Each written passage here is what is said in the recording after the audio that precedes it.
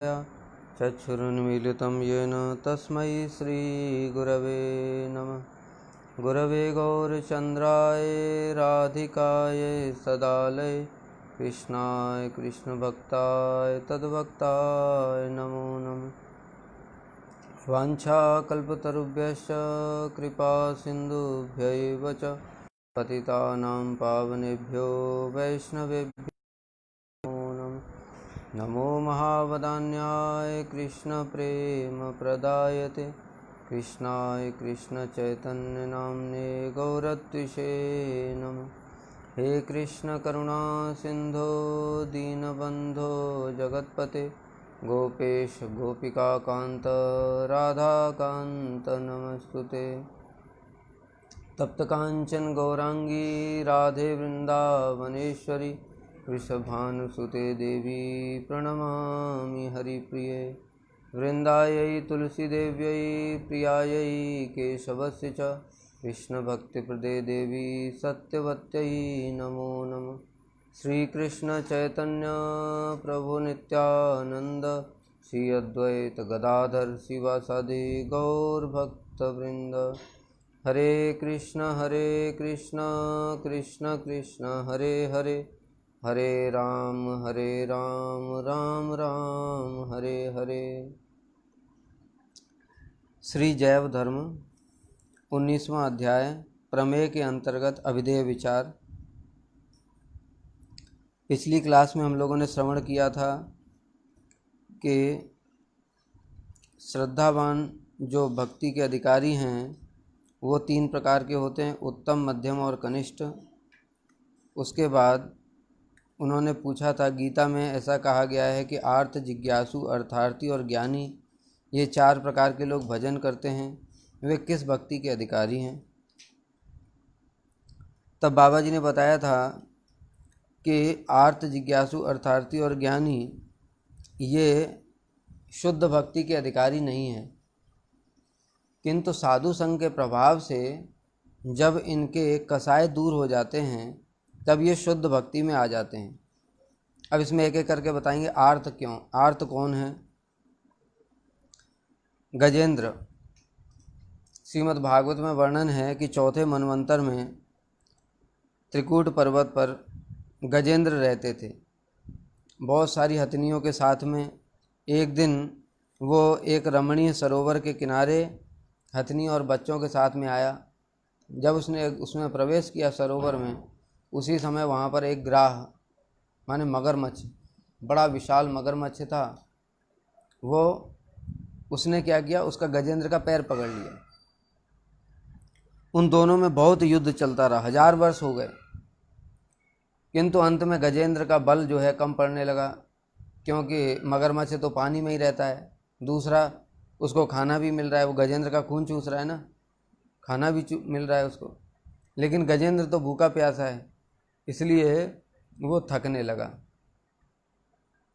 अंत में उसने देखा कि मेरी मृत्यु बहुत ही निकट है, तो गजेंद्र ने प्रार्थना की भगवान को चरणों में, जिजी विषय नाहम इहा मुया किम अंतर बहिश्चाव्रत इव योन्या इच्छामि काले न यस्य विप्लवस तस्यात्म लोकावरणम मोक्षम।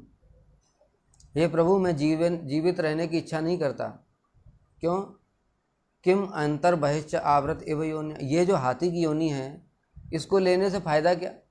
ये अंदर से और बाहर से सब प्रकार से कैसी है, मूढ़ योनि है, अज्ञान से भरी हुई है, इसमें मैं भजन साधन नहीं कर सकता।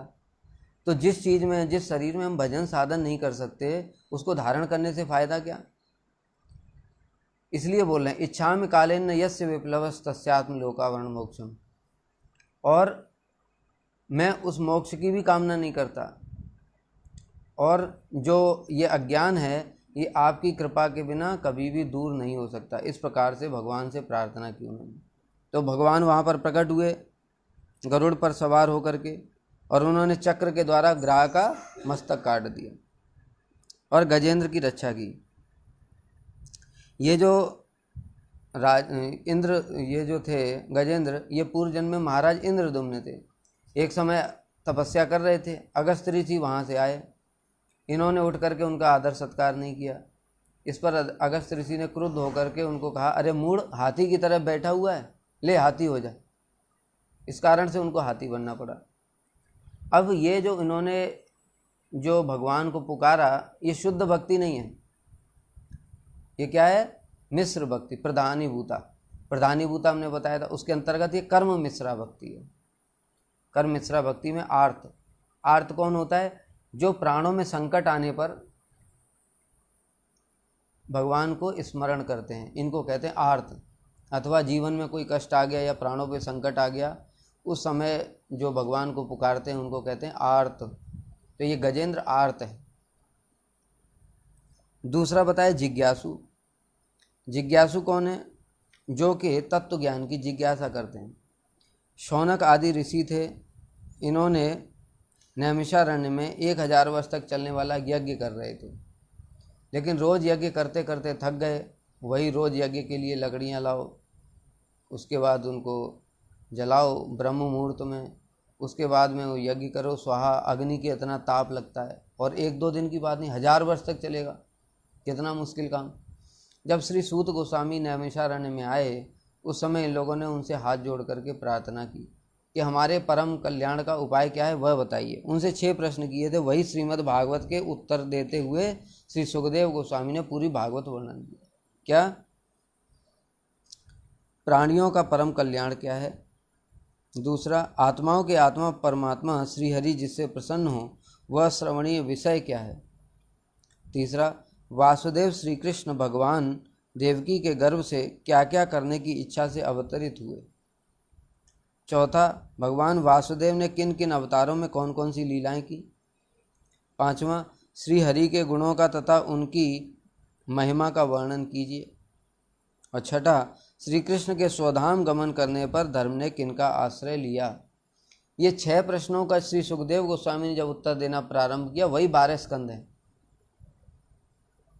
अब जो ये इन्होंने प्रश्न का उत्तर दिया, तो उसके अंदर फिर श्री सुखदेव गोस्वामी और परीक्षित संवाद वहीं पर आ गया, और उसी में श्रीमद् भागवत वर्णन हुआ।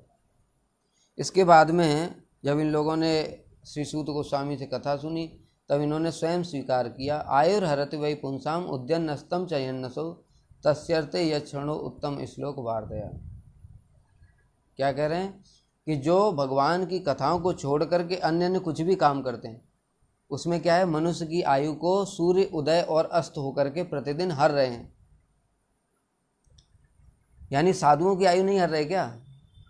ये तो ऐसे ही कह रहे हैं कि साधुओं की आयु नहीं हर रहे, लेकिन हम लोग तो देख रहे हैं, हम लोग भी तो बूढ़े हो रहे हैं, बाल सफ़ेद हो रहे हैं। तो इसका क्या सामंजस्य है? इसका सामंजस्य ये है कि हरना किसको कहते हैं, खर्च होना किसको कहते हैं।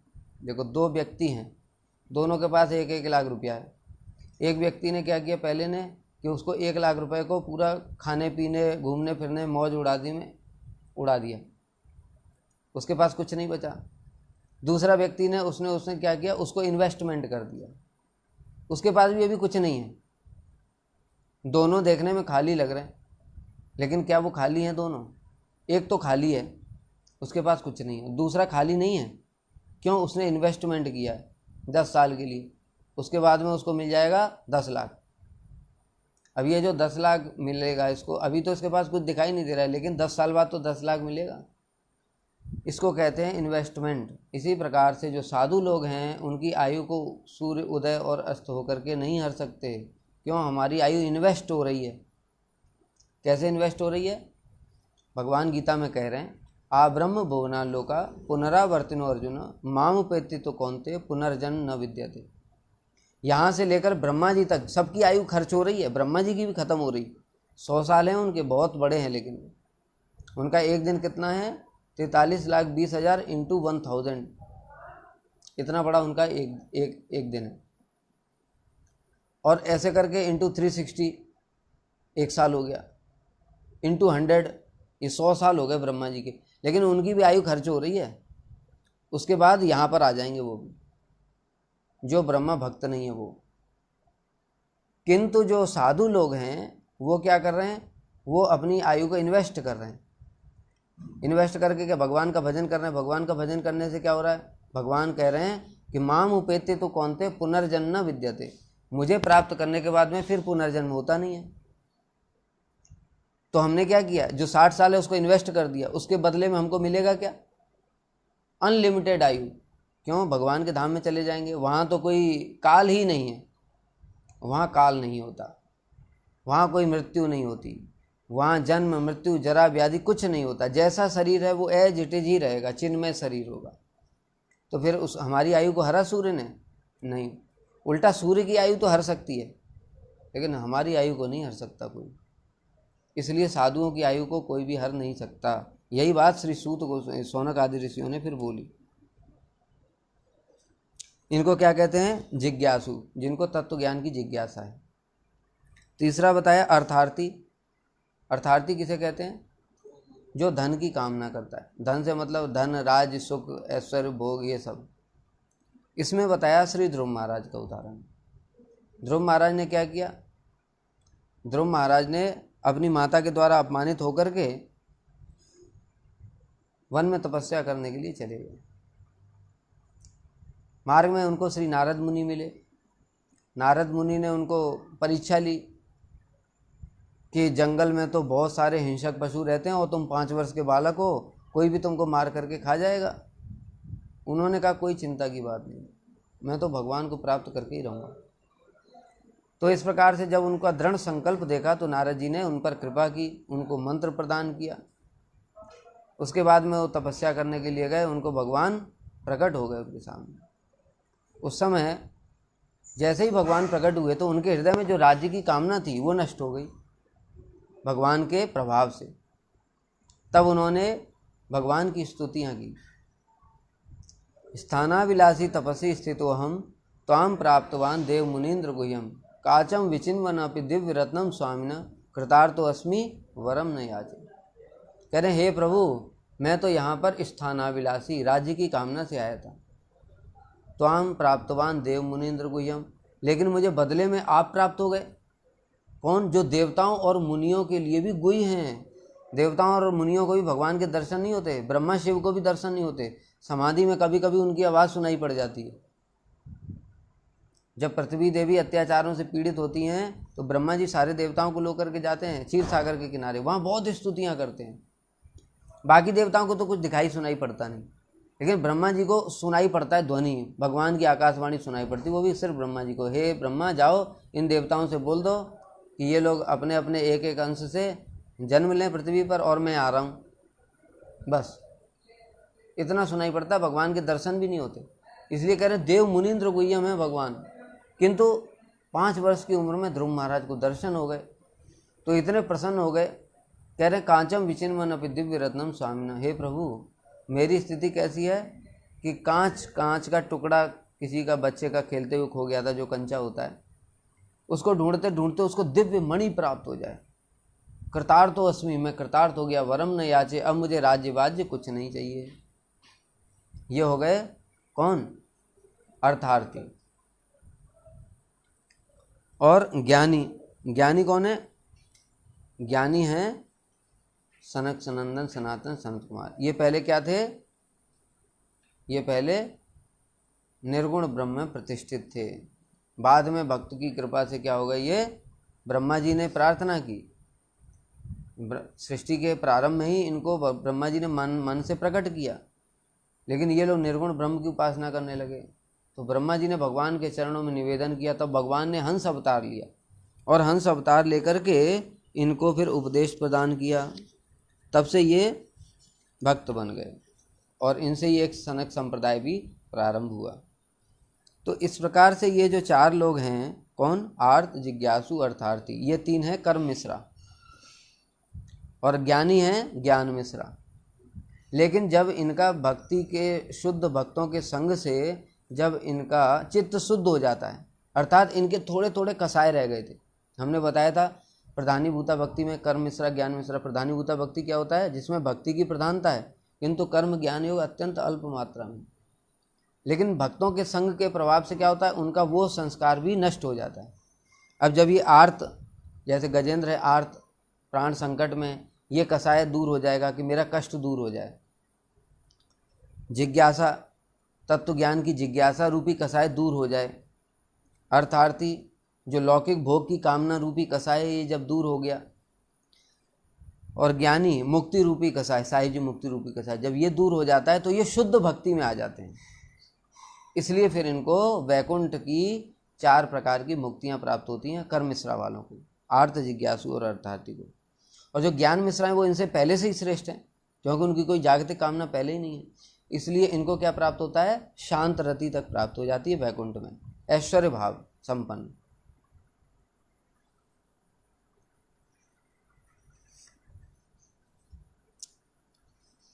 तो इस प्रकार से इन लोगों को बताया कि साधु संघ के प्रभाव से इनके कसाय दूर हो जाते हैं और अनन्य भक्ति में इनकी श्रद्धा उत्पन्न हो जाती है। उस समय ये भक्ति के अधिकारी होते हैं, तब बाद में ये चारों के चारों भक्ति के अधिकारी बन गए। ब्रजनाथ, क्या भक्तजनों की मुक्ति नहीं होती? प्रश्न पूछ रहे हैं, क्या ये जो होते हैं ज्ञानी योगी यही मुक्ति चाहते हैं, तो क्या भक्त मुक्ति नहीं होती क्या भक्तों की? बाबा जी, सालोक्य, साष्टी, सामीप्य, सारूप्य और सायुज्य, इन 5 प्रकार की मुक्तियों में सायुज्य मुक्ति भक्ति तत्व की नितांत विरोधनी है। देखो, मुक्ति 2 प्रकार की होती है, पहली सायुज्य मुक्ति, दूसरी वैकुंठ मुक्ति। सायुज्य मुक्ति का मतलब होता है युज्य, युज्य माने मिल जाना, ठीक है।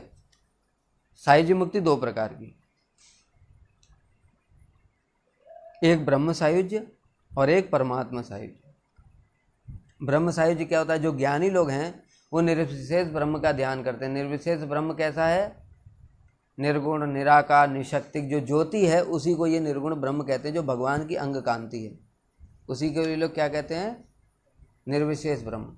उसमें ये ज्योति में लीन होना चाहते हैं, तो ये जो है इनकी मुक्ति, इसी को कहते हैं ब्रह्म सायुज्य मुक्ति। दूसरे योगी लोग होते हैं, वो किसका ध्यान करते हैं? ये लोग जो ज्ञानी लोग हैं ये भगवान के आकार को नहीं मानते, केवल ज्योति, ज्योति तो निराकार होती है। लेकिन जो योगी लोग होते हैं वो परमात्मा के आकार को मानते हैं। परमात्मा कैसा है? अंगुष्ठ रूप में हमारे हृदय में विराजमान है, उनके 4 भुजाएं हैं, शंख चक्र गदा पद्म धारण करते हैं। इस प्रकार से परमात्मा का स्वरूप है, शांताकारम भुजग शयनम इत्यादि जो सुना है, और इस प्रकार से तो वो परमात्मा का ध्यान करते हैं और वो परमात्मा में लीन होना चाहते हैं। इनको कहते हैं परमात्मा सायुज्य मुक्ति। दूसरी मुक्ति होती है वैकुंठ मुक्ति। वैकुंठ की मुक्ति फिर से 2 भाग हो गए उसके, एक होती है सुख ऐश्वर्य उत्तरा और दूसरी होती है प्रेम सेवा उत्तरा। सुख ऐश्वर्य उत्तरा क्या होती है? साधन काल में जो भक्ति कर रहे हैं शुद्ध भक्ति, किंतु उनकी इच्छा जागतिक कोई इच्छा नहीं है, न सायुज्य मुक्ति की भी इच्छा नहीं है, किंतु सोचते हैं कि वैकुंठ में जो भगवान का ऐश्वर्य है वो थोड़ा ऐश्वर्य हम लोगों को भी मिल जाए। तो ये जो 3 प्रकार की मुक्ति है, सालोक्य, साष्टी और सारूप्य, इसमें वैकुंठ का ऐश्वर्य प्राप्त होता है। सालोक्य मुक्ति में क्या होता है? भगवान का लोक प्राप्त हो जाता है वैकुंठ। सालोक्य, साष्टी, साष्टी में क्या होता है? भगवान के समान शक्तियाँ प्राप्त हो जाती हैं। भगवान के बराबर प्राप्त नहीं होंगी कभी भी, भगवान के जैसी उनकी मात्रा कम होगी। और सारूप्य क्या होता है? भगवान के सामने, जैसा भगवान का चतुर्भुज रूप है वैसा भगवान के समान ही चतुर्भुज रूप प्राप्त हो जाता है। जैसा जय विजय, जब चतुर्सेन वैकुंठ में गए तो जय विजय को देख करके, नहीं गोप कुमार, उन्होंने जय विजय को देख कर ही क्या सोचे? यही नारायण। गोप कुमार जब वैकुंठ गए तो सोचे अरे तो चतुर्भुज शंख चक्र गदा पद्म यही नारायण, उनको ही प्रणाम कर दिया। तो ये क्या है? सारूप्य है, भगवान के जैसा रूप। ये जो 3 मुक्तियां इनको कहते हैं सुख ऐश्वर्य उत्तरा। इसमें सुख की प्रधानता रहती है और ऐश्वर्य तो है ही है। दूसरा होता है प्रेम सेवा उत्तरा। लेकिन जिन साधकों की साधन काल में भगवान की सेवा करने की इच्छा होती है उनको मिलती है 4थी मुक्ति, उनको कहते हैं सामीप्य। वो भगवान के समीप में रहते हैं, उनको भगवान की सेवा भी मिलती है। जैसे विश्वक्सेन है, गरुण है, ये सब क्या है? भगवान के पास में रहकर उनकी सेवा करते। तो ये 4थे प्रकार के सामीप्य वाले, इनको भगवान की सेवा भी प्राप्त होती है। उन तीनों से ये श्रेष्ठ है। यही कह रहे हैं कि इसमें सायुज्य मुक्ति तो हटाई दो, ये तो भक्ति की विरोधी है। क्यों विरोधी है? क्योंकि भक्ति के लिए एक सेवक होना चाहिए, एक सेव्य होना चाहिए और सेवा होनी चाहिए। लेकिन जब सेवा की सेव्य बन गया, जीव ही ब्रह्म बन जाएगा, तो फिर सेवा कौन किसकी करेगा? इसलिए ये तो भक्ति की विरोधी है, इसको हटा दो। बची 4 मुक्ति, सालोक्य, साष्टी, सारूप्य और सामीप्य। ये लोग चार मुक्तियाँ पूर्ण भक्ति विरोधी न होने पर भी आंशिक रूप से इनमें भक्ति प्रतिकूलता है। ये भक्ति की विरोधी नहीं है, क्योंकि इसमें सेवक और सेव्य भाव बना रहेगा। लेकिन भक्ति की प्रतिकूलता मतलब क्या हुआ कि स्वसुख भोग की कामना है कि हम भगवान के धाम का ऐश्वर्य भोग करें, यही भक्ति की प्रतिकूलता है। कृष्ण भक्त नारायण धामगत इन चारों को कदापि ग्रहण नहीं करते, लेकिन जो कृष्ण के भक्त होते हैं वे इन चारों को भी ग्रहण नहीं करते। इसलिए भगवान कपिल देव ने क्या बताया, सालोक्य साष्टी सारूप्य सामीप्य एकत्वमप्युत दीयमानम न गृह्णन्ति विना मत सेवनम जना। हे माता, मेरे जो भक्त होते हैं मैं उनको ये 5 प्रकार की मुक्ति देना चाहता हूँ, सालोक्य साष्टी सारूप्य और सामीप्य और सायुज्य, किंतु दीयमानम देने पर भी ग्रहण नहीं करते।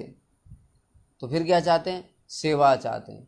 तो जो कृष्ण भक्त होता है वो ये 4-5 प्रकार की मुक्तियाँ भी नहीं चाहता, वो क्या चाहता है, केवल मात्र कृष्ण के साथ में उनकी सेवा करना चाहता है। तो मुक्ति तो अपने आप ही मिल गई। मुक्ति क्या है, इस जड़ बंधन से मुक्त होना, यही मुक्ति है। तो चाहे वो भक्त हो चाहे ज्ञानी योगी हो, मुक्ति तो सबकी होनी है। लेकिन भक्तों का अंतर क्या, वैशिष्ट्य क्या है कि भक्त लोग कभी भी मुक्ति की कामना नहीं करते, अपने आप होती है। इसलिए जो ज्ञानियों की परिभाषा है मुक्ति की क्या है, आत्यंतिक दुख निवृत्ति इति मुक्ति। इस ब्रह्मांड से बाहर निकल गए तो दुख खत्म हो गया, इसी को लोग मुक्ति कहते हैं। लेकिन भक्तों की परिभाषा क्या, मुक्ति हित्वा अन्यथा रूपम स्वरूपेण व्यवस्थिति, अन्य समस्त स्वरूपों को परित्याग करके। हमारे 2 स्वरूप है आत्मा के ऊपर, और क्या, एक है सूक्ष्म शरीर और एक है स्थूल शरीर। इन दोनों को भी त्याग करके अपने स्वरूप में स्थित होना, जीवात्मा का जो वास्तविक स्वरूप है, इसी को कहते हैं मुक्ति। तो वैष्णव भी मुक्त होते हैं और ज्ञानी योगी भी मुक्त होते हैं, लेकिन मुक्ति में अंतर है।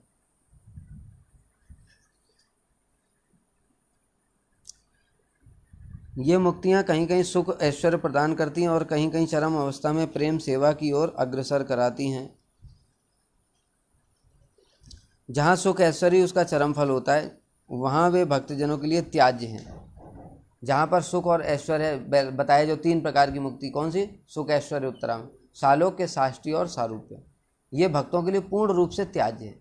लेकिन चौथी वाली जो सामीप्य, भगवान के समीप रह कर के सुख ऐश्वर्य भी मिलेगा लेकिन सेवा भी मिलेगी, इसको भक्त लोग कुछ कुछ ग्रहण भी कर लेते हैं। मुक्ति की तो बात अलग रहे, नारायण का प्रसाद भी कृष्ण के अनन्य भक्तों के चित्त को लुभा नहीं सकता, क्योंकि श्री नारायण और श्री कृष्ण स्वरूप में सिद्धांत की दृष्टि से कोई भेद न होने पर भी रस की दृष्टि से कृष्ण रूप का उत्कर्ष नित्य सिद्ध है। इसको ऐसे हम लोग समझ सकते हैं कि देखो, 2 प्रकार के भक्त हो गए, एक हो गए नारायण के भक्त और एक हो गए कृष्ण के भक्त। जो कृष्ण के भक्त हैं उनको नारायण कभी भी आकर्षित नहीं कर सकते, लेकिन नारायण के भक्त को कृष्ण आकर्षित कर लेते हैं। कैसे, श्रील रूप गोस्वामी पाजी ने भक्ति रसामृत सिंधु में बताया, सिद्धांत तत्त्वभेदेपि श्री कृष्ण स्वरूपयो रसेनोत्कृष्यते कृष्ण रूपम ऐसा रस स्थिति। सिद्धांत रूप से नारायण और कृष्ण में कोई भेद नहीं, कृष्ण ही नारायण है। लेकिन रसगत विचार से कृष्ण का वैशिष्ट्य है। क्या वैशिष्ट्य है, जब कृष्ण ने रासलीला की उस समय लक्ष्मी देवी कृष्ण के सौंदर्य को देख करके मोहित हो गई। लक्ष्मी जी कौन है, नारायण की पत्नी है। वो वैकुंठ छोड़ करके यहाँ पर आ गई और कृष्ण से प्रार्थना की कि मुझे भी तुम रास में प्रवेश करा दो। कृष्ण का, देखो लक्ष्मी, ये नहीं हो सकता, इसके लिए तुम्हें गोपी शरीर से जन्म लेना पड़ेगा, लेकिन तुम ब्राह्मण जो तुम्हारा अभिमान है उसको त्याग नहीं कर सकती। फिर तुम्हें दूसरे गोप से भी विवाह करना पड़ेगा, लेकिन तुम पतिव्रता हो, नारायण को नहीं छोड़ सकती। इन 2 कारणों से तुमको क्या होगा, रास में प्रवेश नहीं मिल सकता। तो लक्ष्मी जी ने फिर कहा कि अच्छा आप मुझे वत्स स्थल पर स्थान दीजिए, तो उन्होंने वत्स स्थल पर स्थान दे दिया स्वर्ण रेखा के रूप में। लेकिन गोपी भाव प्राप्त करने के लिए लक्ष्मी जी बेलवन में तपस्या कर रही। तो नारायण की जो पत्नी हैं लक्ष्मी देवी, उनको, उनके चित्त को कृष्ण ने आकर्षित कर लिया। दूसरी ओर कृष्ण जब रासलीला कर रहे हैं, रास से अंतर्धान हो गए। जब अंतर्धान हो गए तो गोपियाँ उनको ढूंढ रही हैं। जब ढूंढ रही हैं तो कृष्ण ने क्या किया, उनकी परीक्षा लेने के लिए चतुर्भुज रूप धारण कर लिया, नारायण रूप धारण कर लिया, शंख चक्र गदा पद्म। गोपियों ने आकर के देखा नारायण जी को, अच्छा ये तो हमारे इष्ट हैं, इनको प्रणाम किया और पूछा, प्रभु आपने कहीं हमारे कन्हैया को देखा? तो नारायण ने नारायण स्वरूप ने गोपियों के चित्त को आकर्षित नहीं कर पाया। इसीलिए कह रहे हैं कि जो कृष्ण हैं, जो वो नारायण के भक्तों के चित्त को तो आकर्षित कर लेते, नारायण की पत्नी के चित्त को आकर्षित कर लिया, लेकिन दूसरी ओर नारायण जो हैं कभी भी कृष्ण भक्तों के चित्त को आकर्षित नहीं कर सकते। इसलिए रस की दृष्टि से कृष्ण का वैशिष्ट है। क्या आर्य कुल में पैदा होकर वर्णाश्रम की विधियों का पालन करने वाले व्यक्ति ही भक्ति के अधिकारी हैं? अब यहाँ पूछ रहे भक्ति का अधिकारी कौन है? जो आर्य कुल में, अर्थात जो हमारा जो नियम बनाए गए, मनु इत्यादि जो प्रजापति थे उन लोगों ने नियम बनाए, वर्णाश्रम धर्म बनाया, ब्राह्मण, क्षत्रिय, वैश्य, शूद्र, ब्रह्मचर्य, गृहस्थ, वानप्रस्थ और संन्यास, क्या इसमें जो जन्म लेने वाला है वही भक्ति का अधिकारी है? बाकी लोग भक्ति में अधिकार नहीं है क्या? ये बात पूछा बाबा जी। मनुष्य भक्ति में मनुष्य मात्र को अधिकार प्राप्त करने की योग्यता है, यानी कि इसमें कोई भी विचार नहीं है वर्ण और आश्रम का भी।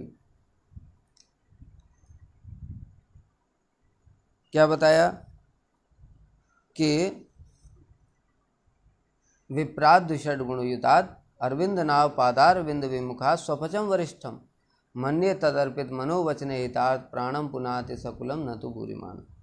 जो 12 गुणों से युक्त ब्राह्मण है किंतु भगवान की भक्ति नहीं करता है, उससे श्रेष्ठ वो चांडाल है जो भगवान का भक्त है, जिसने अपने तन मन प्राण वचन सब कुछ किया है भगवान को अर्पण कर दिए। और ये चांडाल जो वर्णाश्रम से बाहर है फिर भी अपने साथ साथ अपने कुल का भी उद्धार कर देता है, लेकिन जो वो ब्राह्मण है जो भगवान का भजन नहीं करता वो अपना भी उद्धार नहीं कर सकता। तो यहाँ पर क्या स्पष्ट हो गया कि भक्ति में सबका अधिकार है। भगवान और भी बोल रहे हैं, नवे अभक्ता चतुर्वेदी मदभक्ता स्वपचा प्रिया तस्मै देयम ततो ग्राह्यम सच पूज्यो यथायम। कितनी बड़ी बात बोली। क्या मेरा कोई अभक्त है चतुर्वेदी, चतुर्वेदी ब्राह्मण जैसे रावण था, ठीक है, रावण को भी सारे वेद का ज्ञान था, न में अभक्ता चतुर्वेदी, वो लेकिन पूजनीय नहीं। दूसरी ओर मदभक्ता स्वपचा प्रिया, जो मेरा भक्त है चांडाल होने पर भी मुझे अत्यंत प्रिय है, तस्मै देयम उसी को देना चाहिए, ततो ग्राह्यम उसी से ग्रहण करना चाहिए, सच पूज्यो यथायम और क्या बोलूँ मैं, वो इतना पूजनीय है जितना मैं पूजनीय हूँ। अब भगवान कितने पूजनीय है।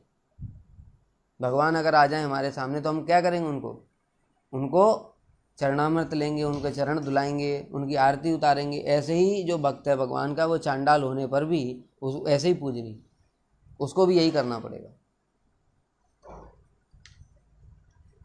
अच्छा, यदि ऐसी बात है तब वर्णाश्रम में स्थित व्यक्तियों के 2 कर्तव्य दिखाई देते हैं।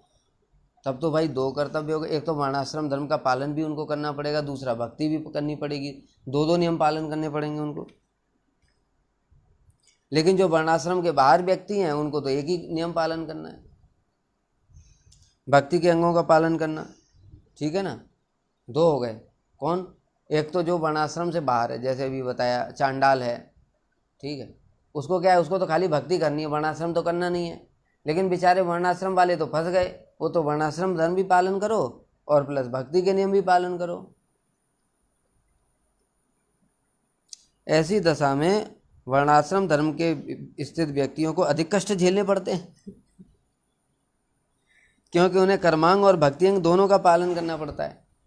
बड़ा सुंदर प्रश्न पूछा ये भाई, उनके ऊपर तो डबल बर्डन आ गया, इधर भी पालन करो उधर भी पालन करो। बाबा जी कह रहे हैं शुद्ध भक्ति अधिकारी व्यक्ति वर्णाश्रम धर्म में स्थित होने पर भी केवल भक्ति अंग पालन करने के लिए बाध्य हैं। क्या बताया, भले ही अभी वो वर्णाश्रम धर्म में है, लेकिन अगर उसका शुद्ध भक्ति में अधिकार हो गया है, शुद्ध भक्ति में अधिकार क्या बताया था, भगवान की कथाओं में श्रद्धा होना और संसार से वैराग्य होना, ये अगर हो गया है तो वर्णाश्रम धर्म में होने पर भी उसको वर्णाश्रम धर्म पालन करने की जरूरत नहीं है। केवल मात्र शुद्ध भक्ति के अंगों का पालन करने से वर्णाश्रम धर्म अपने आप पालन करना हो जाएगा। यही बता रहे हैं, भक्ति अंग का पालन करने से कर्मांग का पालन करना अपने आप हो जाता है। जहाँ कर्मांग भक्ति से स्वतंत्र है अथवा भक्ति विरोधी है, वहाँ पर कर्मांग का पालन नहीं करने से कोई दोष नहीं होता। क्या कह रहे हैं, अब वर्णाश्रम धर्म में है तो उनको कुछ कुछ कर्म तो करने ही पड़ते हैं, लौकिक जगत में रहना है तो कुछ कुछ कर्म करने पड़ते हैं। तो कह रहे हैं वो कर्म करते रहना चाहिए, लेकिन बाकी जो कर्म भक्ति के विरोधी हैं, जैसे बताया कि अभी क्या है, भक्ति कर रहे हैं तो वो बार बार जो और दूसरे प्रकार के जो कर्म हैं, देवताओं की उपासना है, देवताओं के व्रत हैं, 9 दुर्गा आ गया, सभी लोग 9 दुर्गा रखते हैं। अब इसको क्या है, वो करने की ज़रूरत नहीं है, ये नहीं करेगा तो इससे कोई उसको दोष नहीं लगेगा।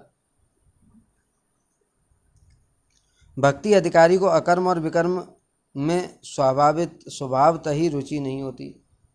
जिसका भक्ति में अधिकार हो गया उसको स्वाभाविक रूप से अकर्म और विकर्म में कोई रुचि नहीं होती। विकर्म क्या है? हाँ, जो वेद में जो नियम बताए गए हैं उनके विपरीत करना, यज्ञ दान व्रत तप करना, यह है कर्म। ये नहीं करना, यह है अकर्म। इसके विपरीत करना अर्थात यज्ञ दान व्रत तप इत्यादि में ध्वंस करना, यह है विकर्म। ठीक है, तो कर्म, अकर्म और विकर्म 3 चीज़ होते हैं। कर्म क्या होता है? शास्त्रों के अनुसार करना, ये कर्म होता है। शास्त्रों के विपरीत करना विकर्म होता है। और अकर्म क्या होता है? न शास्त्र के अनुसार करना, न शास्त्र के विपरीत करना। इस कोटि में भक्त भी आते हैं, अकर्म, कि जो भक्त लोग होते हैं ना तो वो शास्त्रों के अनुसार करते हैं, ना शास्त्र के विपरीत करते हैं। क्यों? क्योंकि वो तो भक्ति करते हैं, भगवान के लिए सब क्रियाएं करते हैं। परंतु यदि दैववशतः कोई पाप कर्म हो जाए, अब क्या है, जैसे यहाँ पर क्या होता है, कर्म में और भी एक चीज़ आती, प्रायश्चित। मान लो कि घर में रह रहे, वर्णाश्रम धर्म का पालन कर रहे हैं, और क्या हो गया, तुमसे कोई पाप कर्म हो गया। अब पाप हो गया तो उसका प्रायश्चित बताया गया, ये कर्म करना पड़ेगा। तो कह रहे हैं भक्ति करने वाले को प्रायश्चित करने की कोई भी आवश्यकता नहीं होती। शास्त्र में श्लोक है क्या? निषिद्ध आचार तो दैवात प्रायश्चित नो उचितम इति वैष्णव शास्त्राणाम रहस्यम तद्विदाम न मतम। निषिद्ध आचार, दैवात, जानबूझ करके नहीं किया उसने, अचानक से कुछ हो गया। जैसे मैंने बताया कि मान लो कोई गृहस्थ है और उसको घर में रहता है, अब बाहर निकला, देखा उसके हाथ में डंडा है, कोई कुत्ता काटने के लिए उसको आ गया, अचानक से उसने क्या किया, डंडा मार दिया सिर पे, कुत्ता मर गया, पाप हो गया। तो अब इसके लिए अचानक से हुआ ना, इसको तो जानबूझ करके तो यहाँ घर से निकला नहीं था कि आज इस कुत्ते को मार ही डालूंगा, अचानक से हो गया। अब इसके लिए उसको कोई प्रायश्चित करने की जरूरत नहीं। क्या करेंगे? इति वैष्णव शास्त्राणाम रहस्यम, यही वैष्णव शास्त्रों का मत है, यही रहस्य है कि प्रायश्चित मत करो। क्या करो? फिर भक्ति के अंगों का पालन करो। कुछ भी पाप हो जाता है हरि नाम करो, बस यही हरि नाम ही सबसे बड़ा प्रायश्चित है। हरि नाम से बढ़ करके कोई प्रायश्चित है ही नहीं। ठीक है, शास्त्र में श्लोक है, प्रायश्चित्तानि चीर्णानि नारायण परांग मुख न निष्पुनंत राजेंद्र सुरा कुंभम विवापगा। एक सोने का घड़ा है, उसके अंदर मदिरा भरी हुई है। ठीक है, उसको गंगा जी में 100 बार डुबाओ, ऊपर से ढक्कन बंद कर दिया है, 100 बार डुबाओ, घड़ा पवित्र होगा? क्यों? गंगा जी में डुबा रहे हो तो पवित्र होना चाहिए। अरे पवित्र कहाँ से होगा? भीतर तो शराब भरी हुई है। उसी प्रकार से हमारे अंदर में, भीतर में क्या है? काम, क्रोध, मोह, अनर्थ भरे हुए हैं। हम जा करके क्या करते हैं? गंगा जी में जाके स्नान किया, प्रायश्चित कर लिया, लेकिन पाप करने की प्रवृत्ति फिर भी है, पाप बीज और अविद्या फिर भी है, फिर कर देते हैं। फिर प्रायश्चित करोगे, फिर करोगे, तो फिर क्या करना? लंबे समय तक भी ऐसे किया जाए भगवान से विमुख होकर के तो प्रायश्चित नहीं हो सकता। नारायण परांग मुख, नारायण से विमुख होकर के। दूसरी ओर जो भगवान के भक्त हैं वो क्या करते हैं? वो प्रायश्चित के फलस्वरूप भी भगवान का नाम लेते हैं। भगवान का नाम लेने से, भगवान का कथा सुनने से क्या होता है? शृणुताम स्वकथा कृष्णा पुण्य श्रवण कीर्तन विकर्म यच्चोत्पतितम कथंचित धुनोत सर्वम हृदय सन्निविष्ट। क्या बता रहे हैं? स्वपाद मूलम भजतः प्रियस्य त्यक्त्या अन्य भाव हरिपरेश। जो भगवान के चरण कमलों का आश्रय ले लेता है और अन्य सभी कर्म विकर्म सबको छोड़ देता है, वर्णाश्रम धर्म को। विकर्म यच्चोत्पतितम कथंचित, उससे कभी अगर विकर्म हो भी जाए तो क्या है? धुनोति सर्वम हृदय सन्निविष्ट, भगवान हृदय में विराजमान है, उसको धुनोति सब नष्ट कर देते हैं। और उसके साथ साथ में पाप करने की प्रवृत्ति, पाप बीज भी नष्ट कर देते हैं, अविद्या भी नष्ट कर देते हैं। अब वो दोबारा पाप ही नहीं करेगा।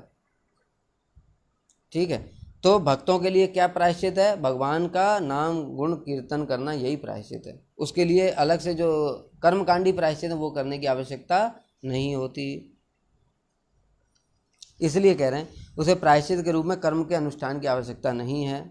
जिनके हृदय में भक्ति है उनसे संयोगवश कोई पाप कर्म बन जाने पर भी वह पाप उनके हृदय में स्थिर नहीं होता, शीघ्र ही अनायास विनष्ट हो जाता है। क्या बताया? विकर्म यच्चोत्पतितम कथंचित धुनोति सर्वम हृदय सन्निविष्टा। भगवान तो भीतर बैठे हैं, वो क्या करते हैं? उसको सब नष्ट कर देते हैं, इसलिए वो पाप उनके हृदय में रहता नहीं। लेकिन दूसरे जो कर्मकांडी लोग हैं उनके हृदय में पाप रहता है।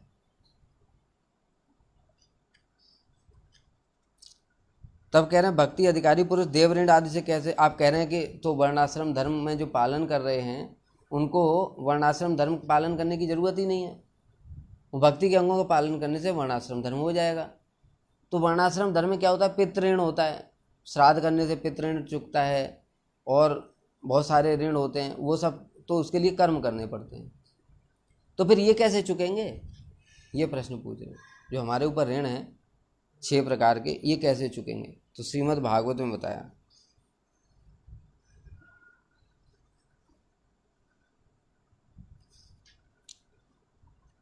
भगवान के शरणागत व्यक्ति किसी के भी ऋणी नहीं होते। देवर्ष भूताप्त नृणाम पितृणाम न किंकरो नायमृणीम च राजन सर्वात्म नाम य शरणम शरण्यम गतो मुकुंदम परिहृत्य करतम।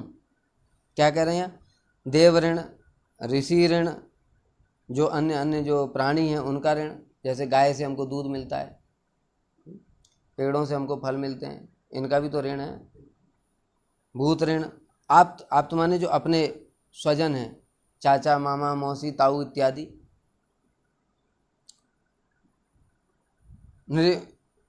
और जो राजा है, राजा का ऋण। और पितृणाम, पितृणाम माने पितरों का ऋण। ये सारे ऋण हैं। अब ये क्या कह रहे हैं? नायम ऋणी च राजन न किंकरो, वह न उनका सेवक होता है न ऋणी होता है। क्यों नहीं होता है? क्योंकि सर्वात्मना या शरणम शरणम गतो मुकुंदम परिहृत्य करतम, जिसने मुकुंद की शरण ग्रहण कर ली उसके सारे ऋण खत्म हो गए। कैसे? उदाहरण देते, जैसे कि एक व्यक्ति है सेठ, ठीक है, उसका कोई बेटा है, सेठ है अरबपति, उसका बेटा है, घर छोड़ करके चला गया, उसने बिजनेस किया, एक आदमी से 5 लाख उधार लिया। अब जो 5 लाख उधार लिया, अब उसका बिजनेस डूब गया। अब उसने देखा कि अरे मेरा तो बिजनेस डूब गया। अब वो जिससे ऋण लिया है वो व्यक्ति क्या करता है? उसको बार बार परेशान करता है, मेरा 5 लाख दे, मेरा 5 लाख दे, नहीं तो जेल में भिजवा दूंगा। ये बेचारा दुखी हो गया, इसने देखा तो कोई ऑप्शन बचा ही नहीं है। एक काम करता हूँ, पिताजी के पास वापस चला जाता हूँ। पिताजी के पास चला गया, पिताजी तो अरबपति हैं। अब जो व्यक्ति से, जिस व्यक्ति से इसने ऋण लिया था, उसने इसके पिताजी से 20 लाख रुपया ले रखा है। अब जब इसको पता चलेगा कि अरे ये तो उनका बेटा है, अब 5 लाख मांगेगा तो उसका बाप क्या बोलेगा? तू एक काम कर, 5 लाख अपना काट ले, 15 लाख मेरा वापस कर दे। उसी प्रकार से हम लोग क्या हैं? अभी अपने पिताजी से विमुख हो गए। हमारे पिताजी कृष्ण हैं, उनके सारा ईश्वर जितने भी देवता हैं, कौन? शिव, ब्रह्मा, दुर्गा, जितने भी हैं वो सब किसके ऋणी हैं? भगवान के ऋणी हैं। तो हमारे ऊपर जो भी इन देवताओं का ऋण है, ऋषि का ऋण है, इन सब के ऊपर किसका ऋण है? कृष्ण का ऋण है। क्योंकि कृष्ण सबको पालन कर रहे हैं, कृष्ण सबकी रक्षा कर रहे हैं, कृष्ण सबको मेंटेन कर रहे हैं। जब हमको पता चल जाता है, हम खुद फिर अपने पिता की शरण में चले गए, अब कृष्ण की शरण में हम चले गए, तो कोई मांगेगा हमसे ऋण कि भाई तू मेरा ऋण चुका? पता है अरे इसके पिताजी तो कृष्ण है, अभी किसकी हिम्मत है ऋण मांगने की? इसी कारण से फिर कोई ऋण नहीं रह जाता। शास्त्र में भगवान ने स्वयं बोला, मत कर्म कुर्वताम पुंसाम क्रिया लोपो भवेद यदि तेसाम कर्माणि कुर्वन्त तिस्र कोट महर्ष्य। कोई मेरे प्रति शरणागत हो गया, उस कारण से उसका कुछ क्रिया लोप हो गया, माता पिता की सेवा नहीं कर पाया, पितृ ऋण रह गया, देवताओं के लिए यज्ञ इत्यादि नहीं किया, उनका भी ऋण रह गया, ऋषि मुनियों की सेवा नहीं करी, वो भी ऋण रह गया। ये जैसे बताया, तो कह रहे हैं चिंता करने की जरूरत नहीं है। उनके कर्म को करने के लिए 30 करोड़ महर्षि भगवान ने लगा रखे, 30 करोड़ महर्षि, वो उनके काम करेंगे। इसलिए चिंता करने की आवश्यकता ही नहीं है। गीता का चरम तात्पर्य क्या है? सर्वधर्मान परित्यज्य माम एकम शरणम व्रज अहम त्वाम सर्वपापेभ्यो मोक्षयिष्यामि मा शुचः। भगवान कह रहे हैं गीता में कि सारे धर्मों को परित्याग करके तू एकमात्र मेरी शरण में आ जा, मैं तुझे सारे पापों से मुक्त कर दूंगा। अब इसके ऊपर कौन सा ऋण रहा? भगवान तो खुद गारंटी दे रहे हैं, चिंता करने की बात ही नहीं है।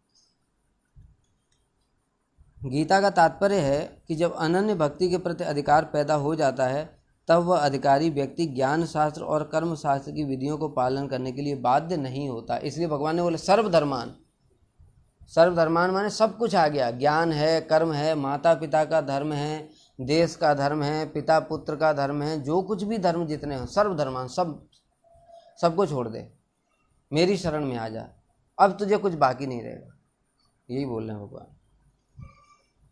केवल भक्ति के अनुशीलन से ही उसकी सर्व सिद्धि हो जाती है। भगवान ने बोल ही दिया मैं तुम्हें सारे पापों से मुक्त कर दूंगा, मैं गारंटी ले रहा हूँ ना। भगवान की गारंटी से बड़ी और क्या गारंटी हो सकती है? न मे भक्तः प्रणश्यति। भगवान ने अर्जुन से क्या बोला? कौन्तेय प्रतिजानीहि न मे भक्तः प्रणश्यति।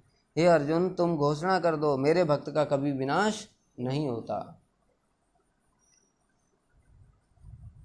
इतना सुनकर ब्रजनाथ और विजय कुमार दोनों एक साथ बोले, हमारे हृदय में भक्ति के संबंध में और किसी प्रकार का भी संदेह नहीं है। उनके सारे संदेह मिट गए। हमारी समझ में यह बात आ गई है कि ज्ञान और कर्म अत्यंत तुच्छ हैं। उससे पहले क्या है? जिसका अधिकार है ज्ञान और कर्म में, वो क्या सोचता है? यही सबसे बड़ी चीज़ है। माता पिता की सेवा से बढ़कर कुछ नहीं जगत में। माता पिता ही भगवान है, फिर उनसे भी लोग, दूसरे लोग देश ही सब कुछ है। मातृभूमि के लिए हम प्राण त्याग देंगे, बॉर्डर पे गोलियां खा रहे हैं। लेकिन जब अधिकार उन्नत होता है और जब देखते हैं कि ये जितना भी चक्र चल रहा है ये सब तो भगवान की माया है, इसलिए सबसे बड़ा धर्म क्या है? कृष्ण की सेवा। जीव का स्वरूप कृष्ण का दास है, किसी देश का दास नहीं। देखो, जो लोग देश सेवा की बात करते हैं, श्रील प्रभुपाद के समय में सुभाष चंद्र बोस उनसे मिलने के लिए आए। सुभाष चंद्र बोस जी ने कहा कि आपके पास में बहुत सारे युवक हैं, अगर आप हमें दे दें तो हम स्वतंत्रता संग्राम में सहायता हो सकती है। श्रील प्रभुपाद ने कहा, आपने कभी गीता पढ़ी? कहते पढ़ी। तो उन्होंने कहा कि ये श्लोक पढ़ा, यम यम वाप स्मरण भावम त्यजत अंते कलेवरम तम तमेवेत कौन्ते सदा तद भाव भाविता। जिस भाव का स्मरण करते हुए अंत समय में शरीर त्यागता है उस भाव को प्राप्त हो जाता है। तो पढ़ा? कहते पढ़ा। तो ये बताओ, आप अभी भारत के लिए युद्ध कर रहे हो, किसके विरुद्ध युद्ध कर रहे हो? अंग्रेजों के विरुद्ध। जब मृत्यु आने का समय आएगा तब चिंतन किसका करोगे? अंग्रेजों का करोगे। अब जिस भाव का स्मरण करते हो अंत समय में उसी भाव को प्राप्त हो जाता है। तो तुम अगले जन्म में अंग्रेज बन गए, अब किसके लिए युद्ध करोगे? तो कौन सा धर्म रहा तुम्हारा? अभी तो भारत की रक्षा करने का धर्म है, फिर तुम्हारा भारत के विरुद्ध लड़ने का धर्म हो गया, तो भारत बदल गया धर्म तुम्हारा 1 मिनट में ही। इसलिए ये सब धर्म क्या हैं? बहुत ही बेकार, तुच्छ हैं, टेम्परेरी हैं। लेकिन जो एकमात्र धर्म है, चाहे हम किसी भी योनि में कहें, ब्राह्मण क्षत्रिय वैश्य शूद्र हों, चाहे पशु हों, चाहे देवता हों, चाहे कुछ भी बन जाए, सब शरीरों में धर्म एक क्या फिक्स है? कृष्ण की सेवा। क्योंकि जीव स्वरूपतः कृष्ण का दास है। इसलिए हमको ये पता चल गया कर्म ज्ञान अत्यंत तुच्छ हैं। भक्ति देवी की कृपा बिना जीव का किसी प्रकार मंगल नहीं हो सकता। बाकी मंगल होगा, टेम्परेरी होगा, लेकिन किसी गरीब को खिला दिया, मंगल तो उसका भी हुआ, लेकिन कितने देर तक हुआ? 6 घंटे, 8 घंटे। उसके बाद फिर पेट में तो जठराग्नि ने तो उसको पचा दिया, फिर भूख लगाई। किसी को घर दे दिया, मंगल तो हो गया, कितने दिन? जब तक घर रहेगा तुम रहोगे। मर गए फिर कुत्ता बन गए, अब कहाँ से लाओगे? ठीक है, तो ये सब टेम्परेरी मंगल हैं। लेकिन वास्तविक मंगल क्या है? कि जीवात्मा को कृष्ण के साथ में संबंध युक्त करवा देना। अब उसका परमानेंट कृष्ण के साथ संबंध हो गया, वो भगवान के धाम को चला गया, वहाँ से लौट करके फिर कभी आना नहीं पड़ता। यही एकमात्र परमानेंट मंगल है, बाकी सब टेम्परेरी है। कृपा कर शुद्ध भक्ति के अंगों को बतलाइए जिससे हम लोग कृतार्थ हो सकें। ब्रजनाथ, तुमने दशमूल के 8वें श्लोक तक का श्रवण किया है, तुम उसे समयानुसार अपने मामा जी को सुनाना। ठीक है, क्या कह रहे हैं? मामा जी कौन है? विजय कुमार, उनके मामा जी हैं।